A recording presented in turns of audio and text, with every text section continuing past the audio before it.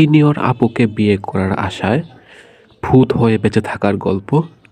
বাচ্চা ছেলে সে সিনিয়র আপু মুন্নিকে বিয়ে করতে চায়, কিন্তু সমাজের নিষ্ঠুরতায় তা সম্ভব হয়নি এবং সে অজীবিত হয়ে যায়।